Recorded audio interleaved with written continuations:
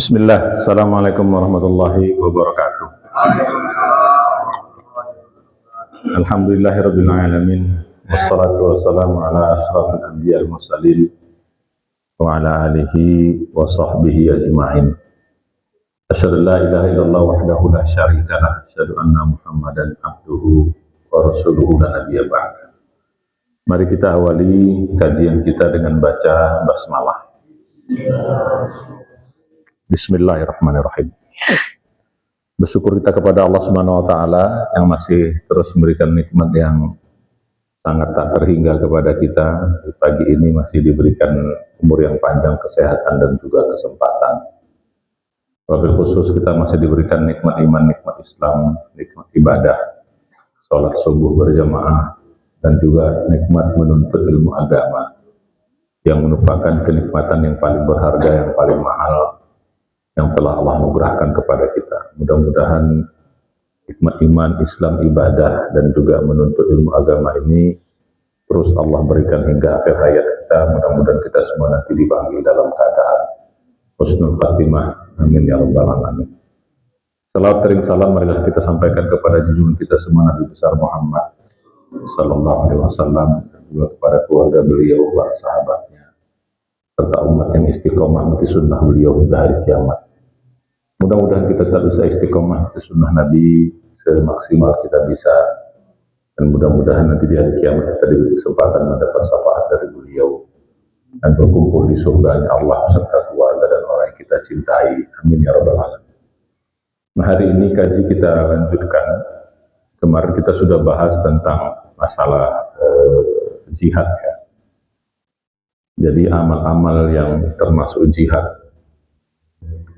baik amal-amal yang bersifat mahdoh ya, ibadah-ibadah mahdoh maksudnya, seperti sholat ya, puasa, zakat, haji, umroh, baca Quran, zikir ya, termasuk juga amal-amal yang ghairu mahdoh.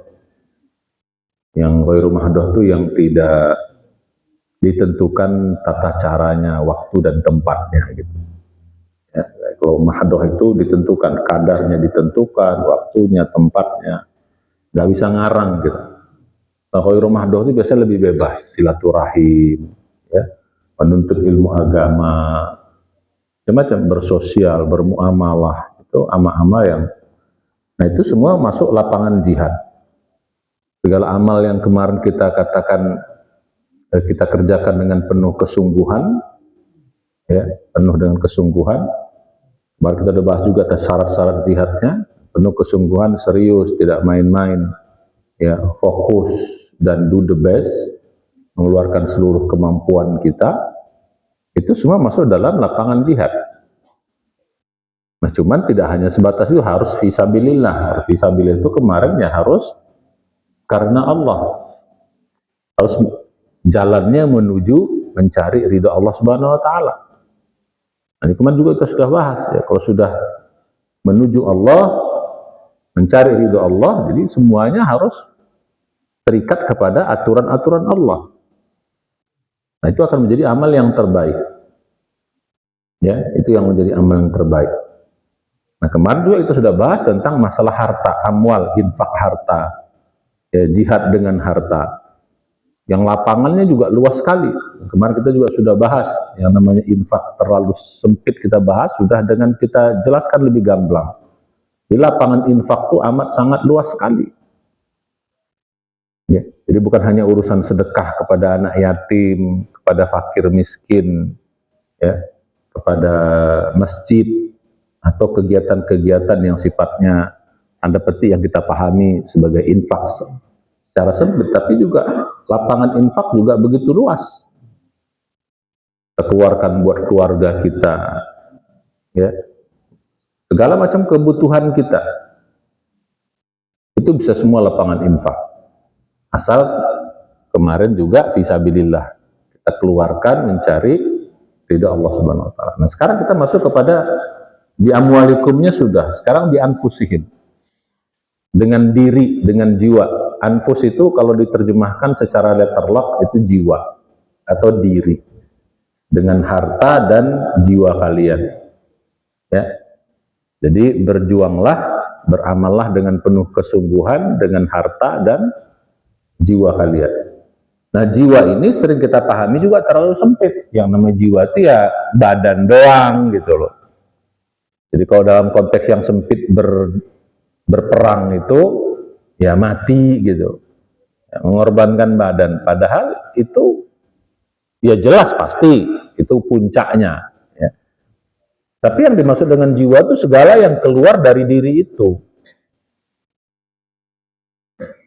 Jadi gitu. Tenaga, pikiran, perasaan, itu juga bagian dari jiwa. Hawa nafsu, jadi jihad mengendalikan hawa nafsu, itu juga bagian dari jihad bi anfusikum, dengan jiwa kalian. Nah jadi gitu, jadi luas juga, ini yang kita bahas pada hari ini. Ya, makanya Nabi mengatakan bagi para ibu-ibu, jihadukunna fi buyutikunna, jihad kalian itu berada di rumah-rumah kalian. Jadi jihadnya perempuan itu banyak di rumah, Pak. Kalau kita laki-laki jihadnya banyak di luar. Ya, karena kita cari makan, kita bekerja, kita berapa namanya, ya memenuhi kebutuhan keluarga kita, itu juga bisa masuk lapangan jihad. Nah malah yang paling berat itu jihad dalam beberapa konteks hadis, ya, maupun pendapat para ulama, yang paling berat itu adalah jihadun nafs namanya. Mengendalikan hawa nafsu itu paling berat. Ya, mengendalikan mata, mengendalikan telinga, mengendalikan mulut, itu jihad yang di anfusikum yang paling berat. Kok bisa begitu? Kalau jihad dalam konteks perang, musuhnya nampak. Musuhnya kelihatan, senjatanya kelihatan, datangnya musuh kelihatan, pertahanan musuhnya kelihatan, pelurunya kelihatan. Tapi kalau mengendalikan atau jihad berjuang melawan hawa nafsu, ini nggak kelihatan musuhnya. Musuhnya dalam diri kita sendiri. Istilah kita lebih susah melawan musuh dalam selimut, nah, kan istilah pepatah gitu. Di selimut kita dia, kalau dalam selimut kan masih juga di luar diri. Tapi kok di dalam diri kita sendiri, bahkan kita menganggap itu diri kita, padahal jangan-jangan bukan. Jadi gitu, hawa nafsu itu bukan bagian dari diri dalam konteks, ya bukan kita sebenarnya gitu. Itu satu keinginan. Nah, jadi suatu namanya hawa itu keinginan, apalagi yang namanya hawa nafsu itu syahwat, itu semua adalah bagian dari hawa nafsu yang kita pikir kita padahal bukan kita. Akhirnya banyak orang yang tidak mau atau tidak bisa mengendalikan hawa nafsu sendiri gitu. Makanya ada yang mengatakan ini hadis, ada yang mengatakan sampai perkataan sahabat saja, ya. Ada yang mengatakan hadisnya tidak sampai sahih gitu. Tapi maknanya bisa kita ambil ketika selesai perang Badar, Nabi mengatakan kita baru kembali dari perang yang kecil. Ya. Roja'na ya minal jihadil asghar. Kita baru kembali dari jihad yang kecil. Dan kita akan masuk kepada jihad yang akbar. Jihad yang paling gede. Sahabat agak bingung juga. Perang Badar itu perang yang paling dahsyat, Pak, dalam sejarah Islam itu, karena dia perang pertama. Pertama dia perang pertama, yang kedua dia perang yang nggak diniatkan untuk perang. Jadi perlengkapan yang seadanya nggak diniatkan untuk perang. Jumlah orangnya pun pas-pasan, dalam riwayat mengatakan 314, ada mengatakan 313. Jadi gitu, nggak diniatkan untuk perang, niatnya cuma mencegat kafilah saja, kafilah dagangnya orang musyrik itu niatnya. Tapi ternyata mereka bawa pasukan karena bocor apa namanya, apa istilah kita, bocor berita itu bahwa nanti mereka akan dicegat, akhirnya mereka bawa pasukan. Nah niatnya mau itu kalau dalam surah Al-Anfal itu, ya. Niatnya mau mencegat tuh akhirnya jumpa sama pasukan, ya sudah. Kalau hitung-hitungannya ada pasti kalah, orang pertama nggak niat perang, yang kedua seadanya, yang ketiga jumlah pun kalah jauh, 3 kali lipat, mereka 1000-an. Tapi justru menang. Jadi dalam sejarah tuh jihad yang paling berat tuh itu. Nah itu udah pulang jihad, atau bahasa kita perang dari perang Badar itu, Nabi mengatakan kita baru kembali dari perang yang kecil. Nah ini kok ini kecil, mana lagi gedenya? Apa itu? Yaitu perang melawan hawa nafsu. Jadi sekalian, waktu itulah diturunkan perintah puasa Ramadan. Tapi Ramadannya belum penuh, Pak. Jadi perintah puasa pertama itu belum penuh, Pak. Belum 1 bulan. Cuman beberapa hari. Karena sudah, kalau perang Badar itu kan kalau kita lihat sedang berkecamuk itu kan 17 Ramadan. Selesainya mungkin 20 lah. Jadi setelah itu baru turun perintah puasa. Maka kalau lihat puasa itu kan, ya ayyuhalladzina amanu kutiba alaikumussyam kama kutiba alal ladzina min qablikum la'allakum tattaqun. Orang beriman diwajibkan pada kalian puasa, ya sebagaimana diwajibkan kepada orang-orang la'allakum tattaqun. Dan ayat berikutnya itu kan 183, 184-nya ayyaman ma'dudah, beberapa hari yang ditentukan. Nah kalau kita nggak belajar asbabun nuzul, loh kok beberapa hari? Kan sebulan. Kok cuma beberapa hari?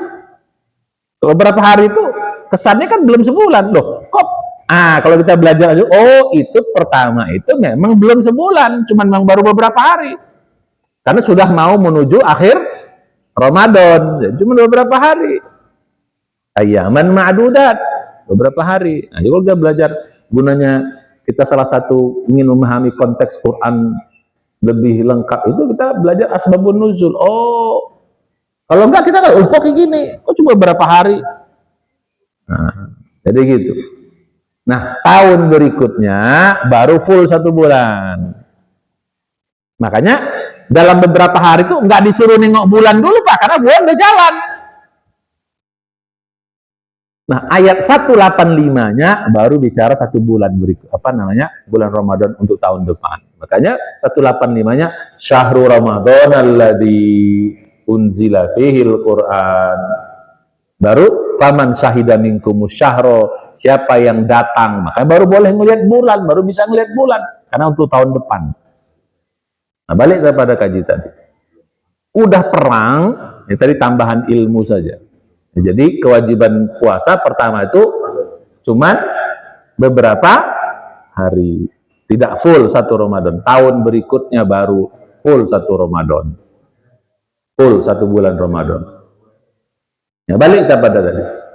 Udah perangnya hebat, baru bilang kembali dari perang yang kecil. Apa ternyata perang yang besar tuh? Yaitu perang melawan hawa nafsu. Jihad yang paling berat itu. Saya bilang tadi musuhnya nggak nampak, justru di dalam kita pikir kita padahal bukan, termasuk setan juga. Musuh yang nggak nampak juga, yang mesti kita lawan. Nah yang parahnya yang ketiga ini, Pak. Kalau jihad dalam konteks perang melawan musuh, itu kalau kita kalah, kita anggap kalah mati gitu. Itu matinya mati syahid. Tetap hitungannya mantap, bagus. Tapi kalau kalah melawan hawa nafsu, itu bukan mati syahid. Matinya malah su'ul khotimah. Jadi kalau perang jihad fisabilillah dalam konteks perang itu, menang mantap, kalah pun oke. Menang ya alhamdulillah, kalah pun gak ada masalah, karena itu kita mati syahid. Tapi kalau melawan hawa nafsu, menangnya bagus, kalahnya na'udzubillah. Begitu kita kalah melawan hawa nafsu, babak belur gitu. Orang yang suka bikin maksiat, orang yang bikin kezaliman, orang yang macam-macam keburukan-keburukan itu semua gara-gara apa? Kalah melawan hawa nafsu. Makanya salah satu syarat masuk ke dalam surga itu kita bisa mengendalikan hawa nafsu.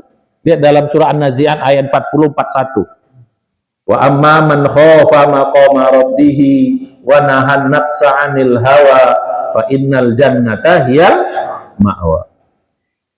Siapa-siapa yang khafa, takut maqama rabbih, akan kebesaran Tuhannya. Maksudnya Allah Subhanahu wa taala. Wanahan nafsa anil hawa. Dia mampu menahan. Jadi kata-kata tahan itu Pak, nahan itu bahasa Arab rupanya. Ini wanahan, nah, menahan dia. An-nafsa, dirinya, anil hawa, dari hawa nafsunya, fa innal jannata hiyal ma'wa. Maka surga lah yang menjadi tempat tinggalnya. Jadi kalau perang melawan hawa nafsu itu, berjuang melawan hawa nafsu itu justru itu paling berat. Mengendalikan mata, mengendalikan telinga, mengendalikan emosi, mengendalikan perasaan, mengendalikan pikiran sendiri. Suuzon kita bisa kendalikan, marah dan lain sebagainya, itu berat. Nah, itu masuk semua dalam lapangan jihad. Jihad artinya apa? Bersungguh-sungguh di dalam beramal. Nah, jadi oleh karena itu udah tadi lapangan jihadnya luas, sekarang jiwanya pun luas juga. Nah, ini yang menjadi kerja kita sekarang di samping amal-amal soleh yang lain. Jadi ternyata Bapak sekalian, ya, mengendalikan hawa nafsu itu pahalanya besar sekali. Jadi amal-amal yang nggak kelihatan gitu loh. Nah, kita sering tertipu, bukan sering tertipu, ya sering merasa yang namanya amal itu yang nampak aja gitu. Ya, ini yang namanya yang amal ini yang harus kita luruskan pada hari ini. Amal yang nampak doang, sholat kelihatan, itu kita anggap amal soleh, sedekah, baca Quran, zikir, kita anggap tuh, ya nggak apa-apa, memang betul. Tapi bukan hanya itu. Banyak amal-amal lain yang sekarang lebih luas lagi, yang bahkan mungkin bisa lebih hebat nilainya daripada yang nampak. Sabar itu nggak kelihatan Pak, tapi itu bagian dari juga amal soleh itu, cuman nggak kelihatan. Jarang orang menganggap sabar itu adalah amal soleh, padahal itu bagian dari jihad juga yang amal soleh, dan pahalanya besar sekali. Dalam hadis dikatakan 3 amal yang paling top, 1 ayu a'mali afdal ya Rasulullah. Apa amal yang paling afdal? 1 sholatu ala waktiha, 2 birrul walidain, 3 jihad. Nah, kalau kita masukkan dalam jihad mengendalikan hawa itu juga nilainya juga gila-gilaan. Jadi kita nggak menganggap sabar, tawakal, rendah diri, rendah hati, tidak sombong. Nggak, kita menganggap tuh nggak amal soleh. Padahal contoh saya sabar aja itu nilainya Pak, pahalanya tanpa batas. Pahalanya tanpa. Lihat dalam surat ke-39 ayat 10. Innama yuwaffas sabiruna ajrahum bighairi hisab. Ya, hanya saja orang-orang yang bersabar yang pahalanya diberikan Allah tanpa batas, bighairi hisab. Innama yuwaffas sabiruna ajrahum bighairi hisab. Pahalanya tanpa batas. Nah, jadi balik pada kita tadi. Jadi ini juga bayangkan Pak, kalaulah kita memahaminya, kita balik pada awal pelajaran dulu. Kalau kita memahami amal soleh seperti ini, berarti sebenarnya amal kita tuh 24 jam bisa beramal, luas sekali.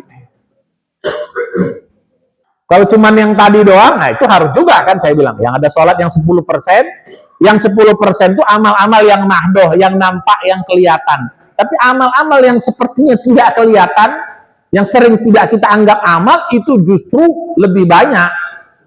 Bisa di 90% itu hidup kita. Kalau cuma kita hanya fokus yang 10, itu udah bagus banget, saya bilang kemarin. Sebagai angkornya, angkor apa? Angkor itu apa? Angkor itu sebagai fondasinya, sebagai modalnya lah gitu loh. Itu yang 10%. Ya, itu pun udah mantap kali, asal syarat ketentuannya berlaku yang saya bilang kemarin. Ikhlas, terus apa kemarin? Do the best, terus istiqomah, minimal 3. Yang kemarin kita bahasan tentang istiqomah. Yang keempat, kalau bisa tambah berkualitas, terus dihayati dan diamalkan yang kelima, woi itu udah top, yang 10%. Cuman jangan sampai kita mengabaikan yang 90%-nya. Karena kalau ceteris paribus sih nggak apa-apa, aman. Kalau ceteris paribus, nggak harus ceteris paribus, kita udah bahas. Kalau yang 90%-nya tidak bermasalah sih aman. 10% sudah bisa menghantarkan kita ke dalam surga-Nya Allah SWT. Tapi kalau yang 90%-nya bermasalah, STMJ, apa STMJ? Sholat terus maksiat jalan, sholatnya rajin tapi nggak sabar, sholatnya rajin tapi masih bikin maksiat, maksiatnya juga istiqomah. Yang dulu kita udah bahas, jangan sampai ada amal-amal istiqomah kita diiringi dengan dosa-dosa yang bisa menghalangi, menghapus, atau mengurangi. Kecelek kita nanti. Kita pikir 10% udah cukup, ternyata kok kurang. Nah, sekarang ini kita masuk yang 90%-nya nih. Yang amat sangat luas sekali, bisa 24 jam, gak usah 24 jam lah, gak usah 90% lah saya bilang kemarin itu kita beramalnya. Bisa separuhnya aja udah hebat banget. Berarti kok 90%, separuhnya 45, tambah 10, udah 55. Udah top banget. Nah, jadi lapangannya luas sekali. Jadi ibu-ibu di rumah dengan perasaan bisa beramal, dengan pikiran, Pak. Jadi mikir doang bisa beramal kita, mikir doang. Duduk sambil mikir bisa beramal soleh. Tanda petik. Maksudnya bisa berpahala, bisa bernilai. Padahal cuman duduk doang. Sakit. Kan nggak sholat kita sakit, Pak. Duduk sakit. Tapi sakitnya ikhlas, sakitnya sabar, sakitnya ridho. Itu pahalanya gila-gilaan. Padahal tidak mengerjakan apa? Tidak mengerjakan amal soleh yang seperti ini kita pahami, dia tidak sholat. Orang sakit itu mungkin sholatnya pas-pasan, Pak. Dia tidak sedekah. Bahkan mungkin dia tidak berzikir. Diam aja dia begitu. Tapi dia keikhlasannya, kesabarannya, keridoannya, dari pagi sampai mau tidur, sampai tidur, bayangin, itu bernilai semuanya. Besoknya gitu juga, besoknya gitu juga, besoknya gitu juga. Berarti apa? Full bisa beramal. Itu baru dalam konteks sabar doang. Jadi orang sakit pun bisa beramal. Makanya kita kalau sakit, nggak usah apa? Nggak usah apa bisa kita? Nggak usah ngoyo dengan amal-amal fisik. Karena kan badan kita sedang sakit. Makanya saya bilang dulu tentang gunanya amal istiqomah. Amal fisik tidak bisa kita kerjakan kalau kita sakit, tetap dihitung. Orang yang biasa ke masjid tiba-tiba sakit tidak ke masjid, nggak usah. Kan kita kan suka, ya itu nggak apa-apa lah ya, bagus lah ya. Aduh gimana gua biasa ke masjid kok sekarang nggak ke masjid, gimana? Mungkin merasa sedih, itu oke lah. Tapi jangan sampai bagusnya laku sehat. Enggak, kau diam pun bisa beramal di situ. Asal sakitnya sabar, ikhlas, ridho, diam aja padahal. Bayangin, Pak. Nah itu contoh. Jadi masuk kita pada bahasan kita. Jadi jihad dengan jiwa ini amat sangat luas. Jadi udah jihadnya luas sekali, ditambah dengan diri pun, jiwa pun luas sekali. Berarti apa? Lapangannya amat sangat luas sekali. Mikir bisa jadi amal soleh. Apa lagi? Mengendalikan emosi jadi amal soleh. Mengendalikan mata jadi amal soleh. Mengendalikan mulut jadi amal soleh. Ingat nggak dulu yang pernah saya bahas? Yang namanya amal soleh itu bukan hanya berbuat baik. Bukan hanya berbuat baik. Itu betul, itu satu bagiannya. Tapi dia luas sekali. Tadi berpikir baik, ber, menahan tidak berbuat dosa pun bersabar, itu semua masuk lapangan-lapangan amal soleh semua. Walaupun amalnya tidak kelihatan. Ini amal apa namanya? Amal hati, ya, istilahnya gitu. Amal pikiran, amal hati. Jadi hati itu bisa beramal, pikiran itu bisa beramal. Bapak mau seuzon nih, ibu mau seuzon nih. Ini orang kayaknya nggak benar nih, mau seuzon. Tapi bisa, nggak boleh, nggak baik. Itu jadi amal soleh, Pak. Jadi berpahala nilainya. Pak kan diem, mulut nggak ngomong zikir, badan nggak bergerak dalam konteks melakukan suatu kegiatan, diem, cuman di sini, olahnya di sini, mengendalikan apa nih? Perasaan, sebel ibu, marah, gemes. Ini bisa, itu juga masuk bagian bernilai di hadapan. Malah ini yang kadang-kadang amal yang sering kita lewatkan. Dan amal-amal hati, amal pikiran nih Pak, nggak bisa diriakan Pak. Kok bisa coba riakan amal pikiran? Oh mantap kalah, tadi malam saya mikir tentang, nggak bisa, mau kita ceritakan apa? Orang di dalam nggak nampak orang mau. Malah kalau kita ngomong itu malah aneh. Tapi nilainya besar sekali. Sebaliknya juga Pak, sama dosa pun hati-hati juga. Sering kita menganggap dosa itu ya berzina, itu jelas betul, mencuri, nampak kegiatannya, nampak apa bahasa kitanya, perbuatannya. Sehingga banyak di antara kita juga nggak mau, kita nggak mau mencuri, Pak. Insya Allah kita nggak mau mencuri, kita nggak akan mau berzina, kita kan nggak akan mau mabuk, kita nggak akan apa namanya, nggak akan apa istilahnya, menzalimi orang. Dalam konteks perbuatan, mungkin pun mulut pun kita nggak mau menghina orang. Dalam konteks ucapan, karena nampak dia.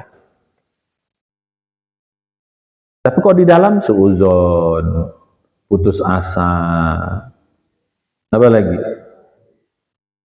Sombong, apa lagi? Ria, apa lagi? Yang di dalam kan nggak kelihatan semua tuh Pak, tapi dosanya bisa besar loh. Putus asa, ini dosa-dosa gila semua itu. Dosa-dosa hati semua itu. Apalagi sombong.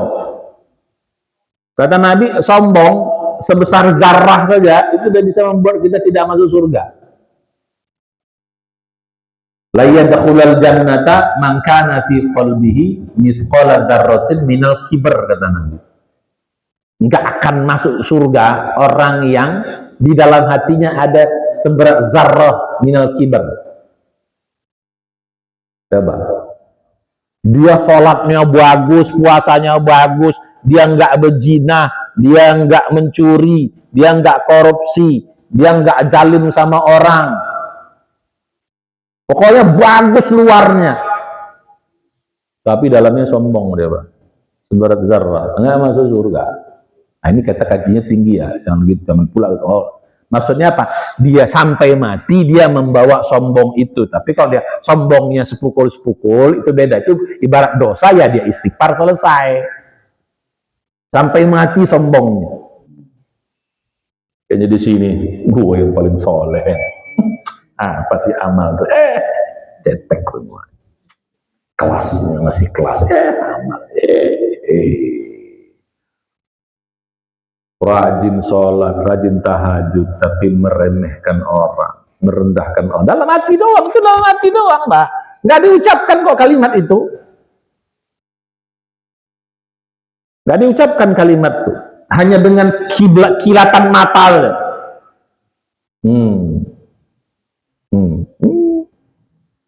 Amal-amal cetek semua ini. Kelasnya, kelas kambing. Kita kelasnya udah na'udzubillah. Nah, surga. Nah, bayangkan. Jadi itu kan, bayangkan kan nggak nampak itu, tapi bisa menghambatnya. Nah, balik kita pada kaji kita tadi. Nah, jadi ini kita, karena amal ini amat sangat luas sekali, kita maintain gitu loh. Kita maintain Pak. Jadi alhamdulillah ya kita sudah beramal fisik, tadi sholat apa. Nah sekarang amal-amal yang nggak nampak ini kita maintain. Jangan sampai kita menganggap tidak ada, akhirnya nggak dapat poin, atau justru ini jadi negatif. Nah, saya bilang tadi, ini repotnya kalau dia kosong aja aman, nol aja, zero. Yang saya bilang kemarin istilahnya ceteris paribus, apa ceteris paribus tuh? Ini kan istilah-istilah orang ekonomi, ceteris paribus. Apa ceteris paribus, Pak? Ini orang-orang ceteris paribus itu ya faktor yang kita anggap tidak dianggap lah dia, nggak dianggap variabel. Ya bahasa kitanya nol aja lah.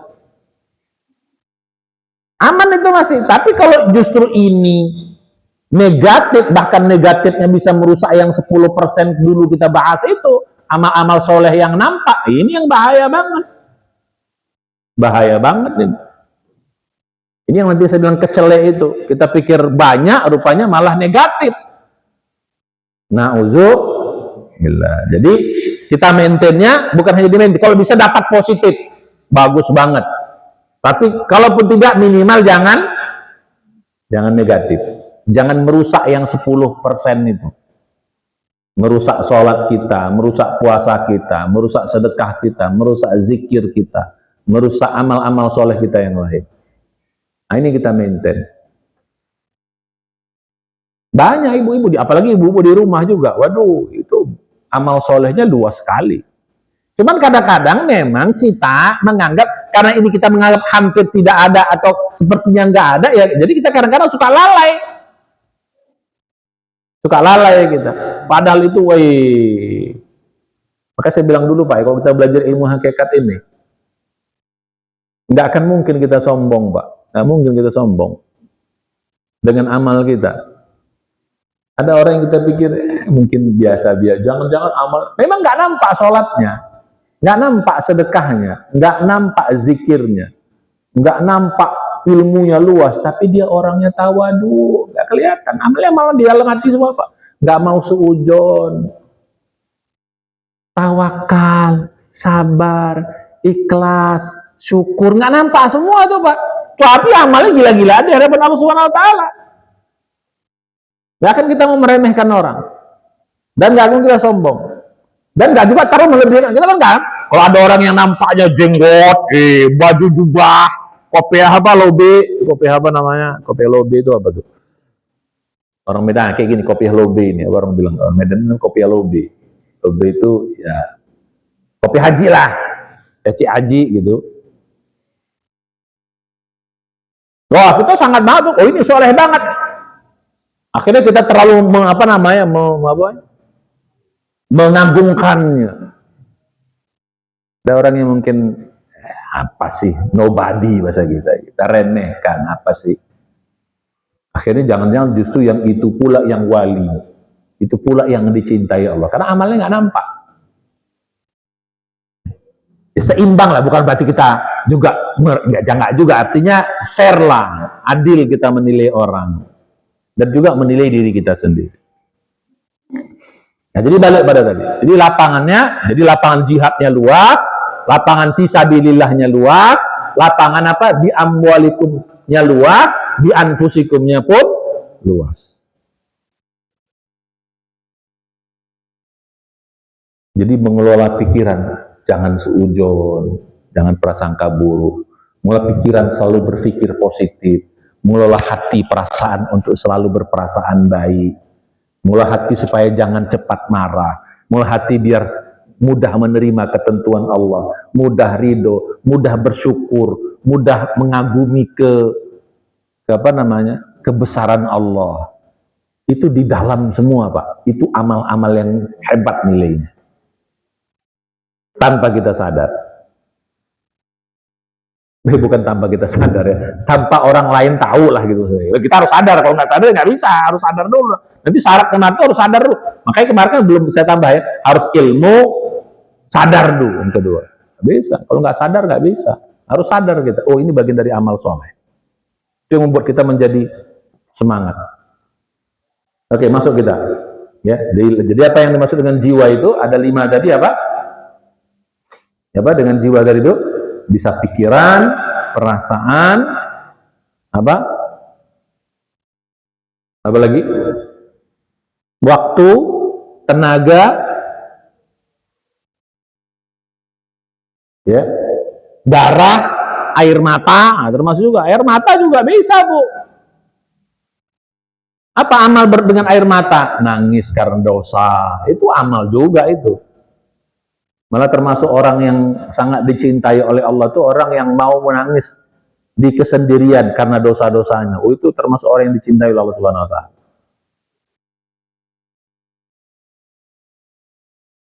Ya, sendirian nangis. Nah, kalau nangis itu sendiri, Pak, jangan rame-rame, Pak. Kalau ketawa baru rame-rame. Jangan dibalik. Ya, nangis rame-rame, ketawa sendiri. Kalau ketawa sendiri itu apa, Pak? Nah, begini nanti kita.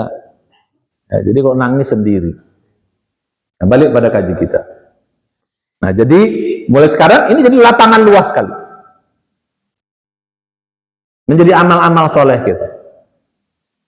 Nah, sekarang kita masuk, termasuk mengendalikan hawa nafsu. Itu juga bagian dari jihad yang amal solehnya tinggi. Nah, sekarang kita masuk kepada bagaimana cara memaintainnya. Ya, membuatnya menjadi amal. Maka saya bilang kemarin 3 syaratnya. Nah, ini berat. Syarat pertama ilmu. Kalau nggak ilmu, harus tahu kita, Pak. Kalau nggak, maka saya bilang tadi, maka saya kasih tahu nih, oh ini ada ilmunya ini. Kalau nggak ada ilmunya nggak bisa. Banyak orang sering tidak menganggap ini ilmu, akhirnya nggak mau belajar. Makanya sampai ada ilmu khusus, Pak, itu dipelajari betul sama orang-orang ahli tasawuf. Namanya apa? Tazkiyatun nafs namanya. Itu yang paling berat. Tazkiyatun nafs itu pensucian diri. Dan itu yang paling berat. Itu khusus tuh. Itu paling berat, ilmu yang paling termasuk ilmu paling berat tuh. Pensucian diri. Harus dengan ilmu. Jadi ikhlas itu ada ilmunya, sabar ada ilmunya, syukur ada ilmunya, tawakal ada ilmunya. Apalagi? Prasangka baik ada ilmunya. Semua ada ilmunya. Makanya kita harus cari ilmunya. Nah, selama ini maaf kita hanya mencari ilmu-ilmu yang apa tadi? Yang nampak-nampak aja. Ilmu sholat ya bagus, tapi nggak cukup itu. Ilmu puasa bagus, tapi nggak cukup itu. Ilmu Quran bagus, tapi nggak cukup itu. Harus belajar juga ilmu-ilmu gaib. Ah, bukan ilmu gaib, ilmu batin, ilmu dalam. Bahasa kitanya tenaga dalam. Nah, kalau dalam konteks kungfu itu tenaga dalam. Jurusnya nggak kelihatan, tapi powernya, ini power dahsyat semua ini. Ilmu dalam semua ini. Orang-orang sakti itu jurusnya nggak kelihatan, Pak. Sama-sama mukul. Tapi yang satu mukulnya biasa, yang satu efeknya wih, kan gitu kan. Kalau saya termasuk seneng itu, baca-baca dulu, Koping Hu, gitu, seneng tuh. Ya, dulu, sekarang juga masih. Itu hobi-hobi kecil yang, kalau dulu kan baca buku, sekarang ya nonton film tuh. Kalau film-film barat saya kurang suka. Kalau film-film Cina senang saya. Terbang-terbang pakai tenaga dalam itu senang gitu. Seru gitu nontonnya gitu. Kalau film barat tembak apa itu kurang. Film Cina itu seru. Tapi sekarang senang nonton. Ya sebagainya aja. Namanya juga Mano, Ustadz juga ada juga lah hobi yang sedikit. Iya.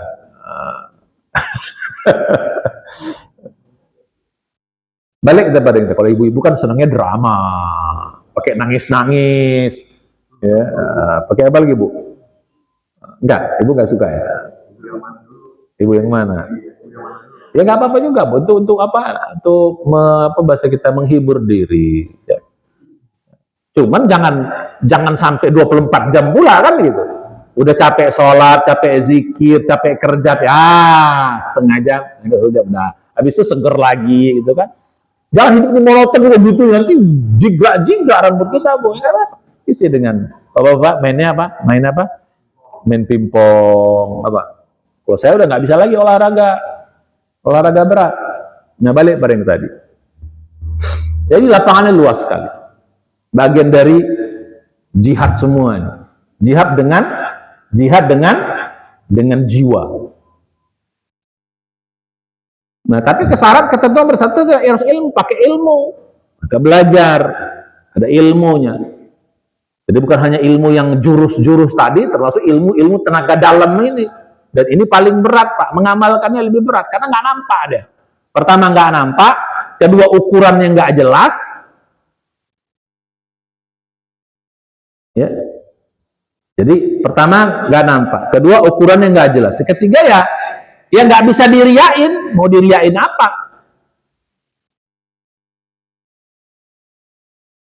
Dan yang keempat nggak bisa dipaksa. Kalau sholat bisa dipaksa, Pak. Coba sholat paksa, bisa nggak?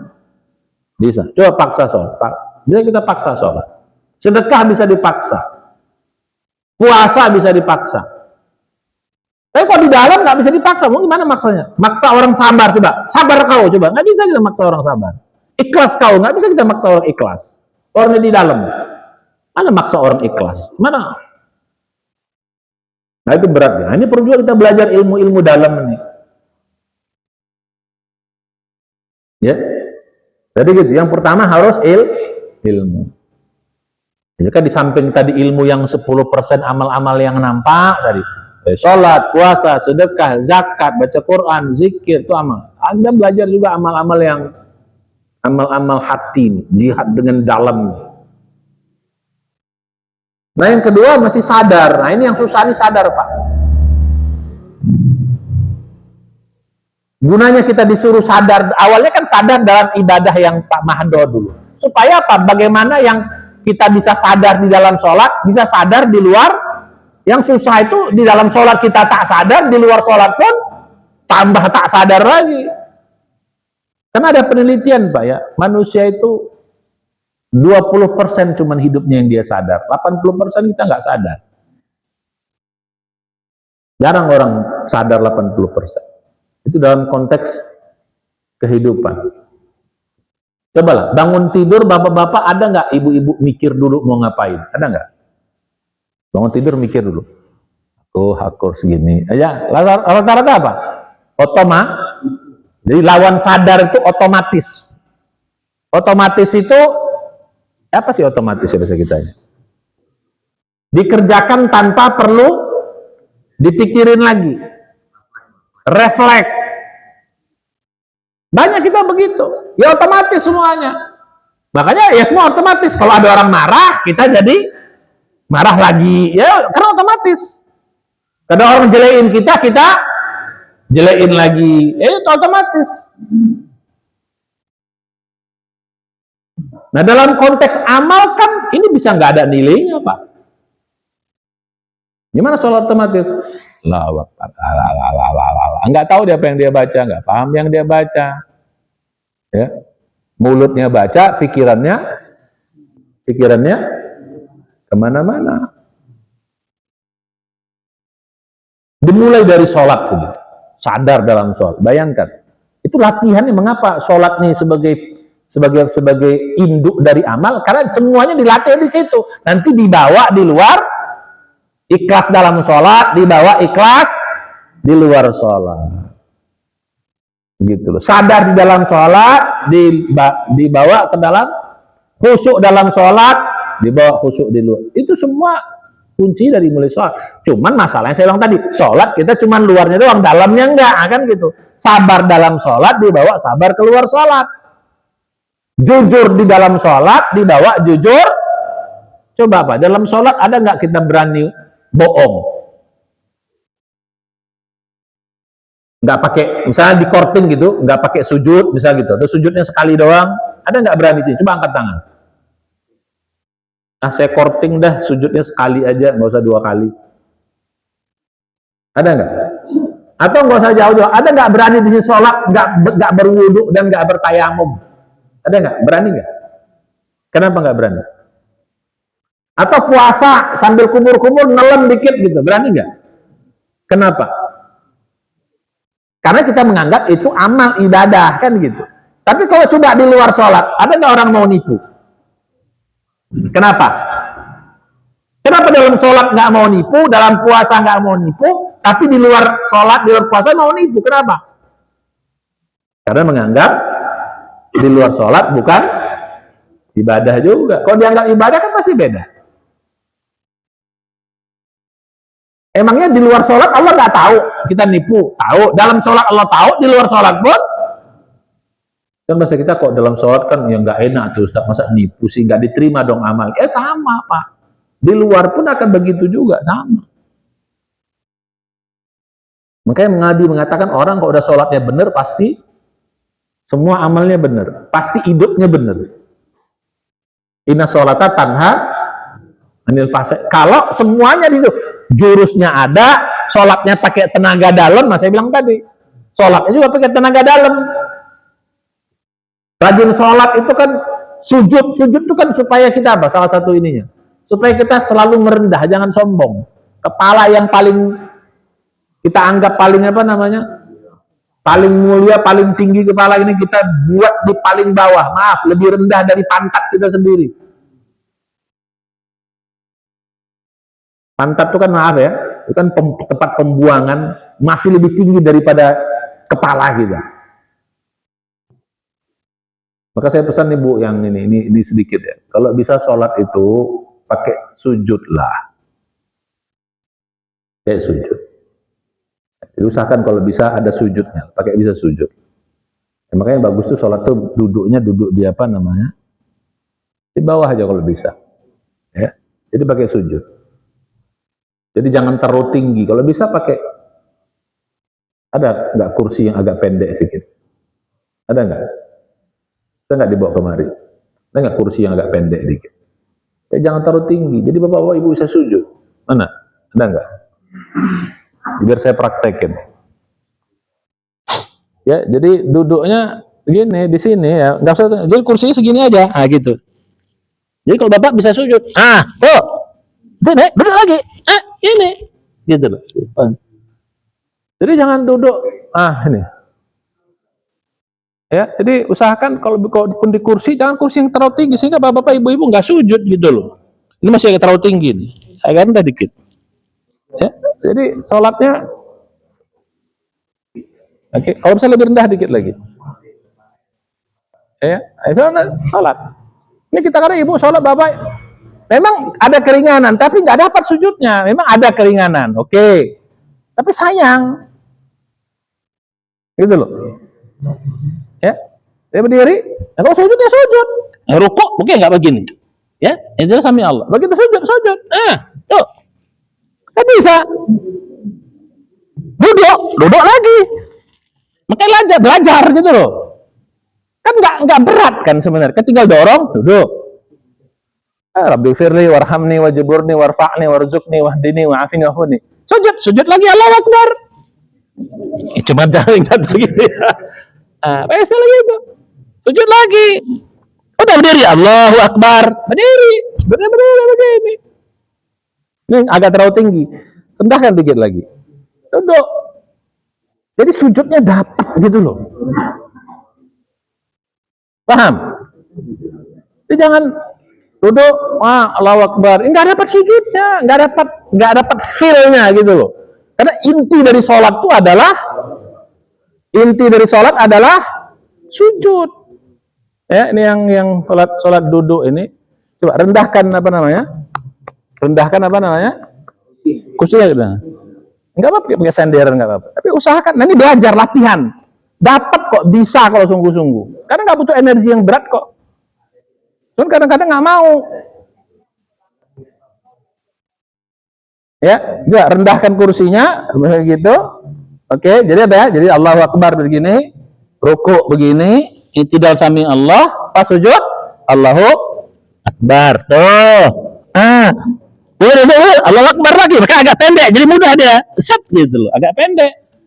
Rabbi firli warhamni wajiburni warfa'ni. Sujud lagi, Allahu Akbar. Tuh. Subhana rabbil a'la, subhana. Duduk lagi, maka jangan terlalu tinggi. Duduk lagi. Allahu Akbar. Dilatih. Jadi jangan, memang boleh, tapi sayang. Ya, boleh, tapi apa? Sayang. Bayangkan ibu nggak sujud, bapak nggak sujud seumur hidup sampai mati setelah sakit, gitu loh. Kan sayang. Paham? Ya. Nah, kalau paling bagus sebenarnya ya di lantai. Cuman kan nggak semua orang bisa. Ya sudah paling bagus begini, duduknya bersila. Paling ini kalau bisa, kan nggak semua orang bisa kan. Biar rukuk, baru pas sujud ya sujud. Oh, duduk lagi, sujud lagi, duduk lagi, Allahu Akbar. Paling bagus begini misalnya. Cuman kan nggak semua orang bisa. Ya ini mesti dikasih tahu. Banyak orang menganggap ya karena ada keringanan, diringankan semuanya. Padahal sujud masih bisa dapat. Itu loh.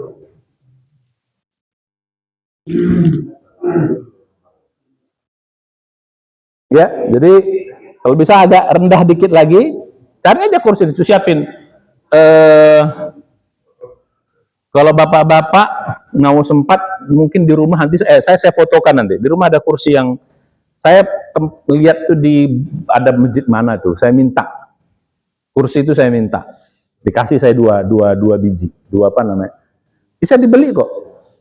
Mungkin di Google atau bukan di Google ya, apa, di online coba kursi pendek gitu, bikin kursi pendek. Nah, bisa saya fotokan dari rumah, ya, pendek deh.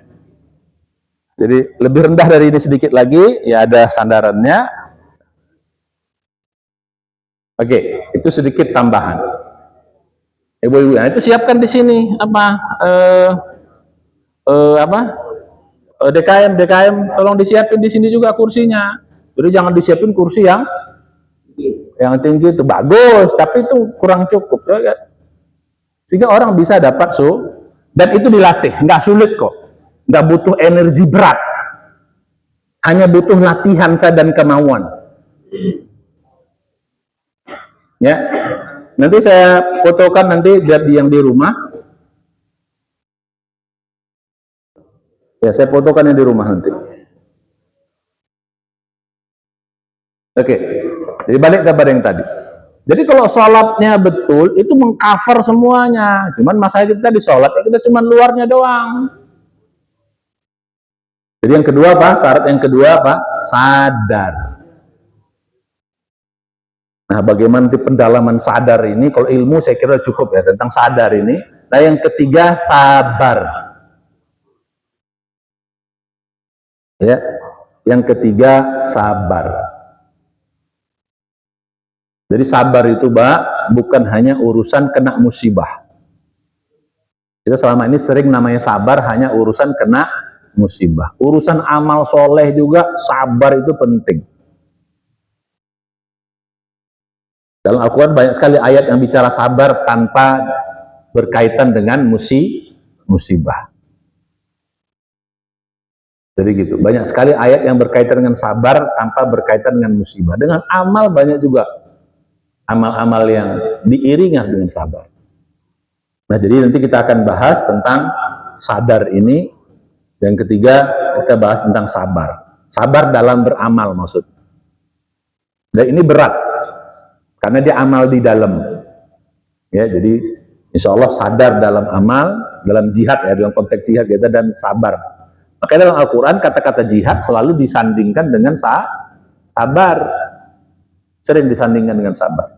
Nah, itu insya Allah kita bahas pada bulan depan. Jadi saya pesan lagi ke Ibu ya, mulai sekarang kalau sholat, yang sholat duduk, nggak ada masalah sholat duduk. Ada keringanan, tapi usahakan dapatlah sujud. Nah, kalau bapak-bapak mungkin ada, kalau saya tuh ada bagus ya, tapi kalau saya agak kurang sujud, tapi lumayan. Bapak pernah nggak dengar yang viral di Jepang? Pernah? Yang viral di Jepang, tempat duduk yang pakai sujud orang itu, disiapin juga tuh di masjidnya tuh, ada viral tuh. Saat dibuka dia apa di YouTube apa. Jadi ya, kursinya agak panjang, jadi bangkunya panjang dia. Nah, dia bisa sujud nanti gitu. Ya. Di mana tuh? Saya pernah di viral. Itu ya bagus lah, mensiasati mereka bisa sujud. Ya.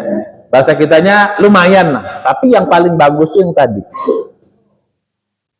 Disiapin kursi sama DKM, katanya buat apa itu? Buat sholat. Loh, kok kira? Ini kita bagian dari ilmu juga, biar ngajak. Oh, dan bisa dicontoh apa namanya? Jadi bukan coba ambil kursi itu yang biasa. Ini kan sering biasa nih. Maaf ya, coba bisa diambil kursi yang itu. Ini kan biasa di musola. Ah, ini bagus, ya, nggak. Nah, tapi ini terlalu tinggi, nggak dapat. Ya, nah, dia rendah dikit lagi, segini dia. Jadi sehingga ketika sujud dan duduk itu nggak berat. Kalau ini kan bisa apa namanya, kalau tahu tinggi bisa apa? Bisa nyungsok kita gitu loh. Nah, ya ini udah bagus, tapi nanti ada yang lebih bagus lagi. Ya, nggak salah saya harganya 300 ribuan, nggak salah saya.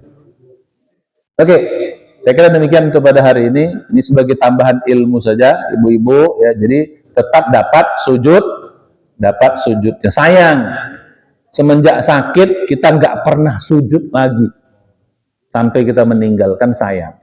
Padahal inti dari sholat itu adalah sujud. Karena itu yang paling dekat kita dengan Allah Subhanahu Wa Taala. Paling dekat.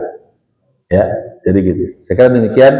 Mudah-mudahan bermanfaat. Kita baca hamdalah, alhamdulillah, dan doa penutup majelis. Subhanallah, sallallahu anta, astaghfiruka wa atubu ilaik. Assalamualaikum warahmatullahi wabarakatuh. Kita sudah masuk waktu duha.